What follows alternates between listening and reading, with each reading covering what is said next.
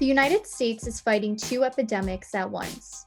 As the coronavirus pandemic rages through the US, the opioid crisis is still taking lives as well. COVID-19 in my 20 years is unlike anything we've ever had to deal with before.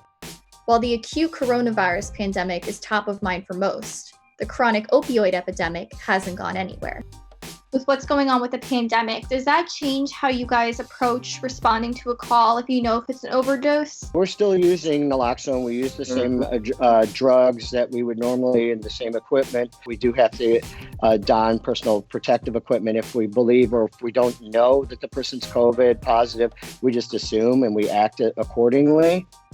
To prepare for possible coronavirus exposure when responding to an overdose call, they must now take additional precautions, which can slow response time. There have been changes with COVID that's trickled down to the opioid at-risk population. People are, because of social distancing, they are waiting to call 911. But unfortunately, sometimes that means the patients are actually have a higher acuity or they're more sick.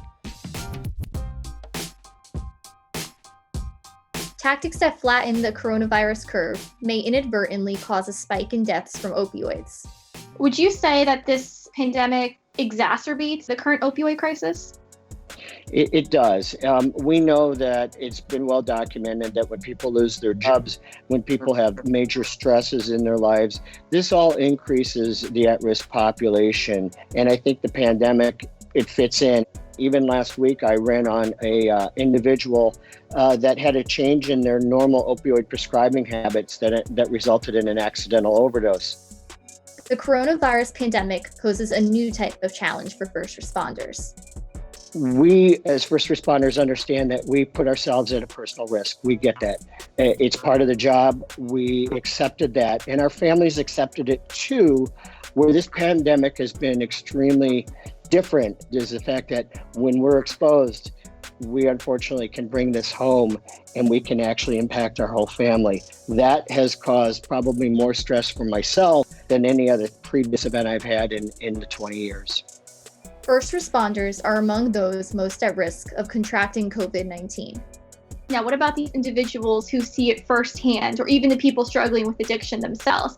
How can they best be prepared? Anyone that has an opioid in their house, unfortunately, they're at risk for an accidental opioid event occurring. Especially for instance, now everyone has their children, they're home all day, they're not at school for 8 hours. All this talks about preparedness in getting naloxone into the home to be ready in a situation where an accidental opioid toxicity occurs. Having a plan is more important now more than ever. Just because we're in the middle of the pandemic doesn't mean you can't reassess, reevaluate, and just be prepared.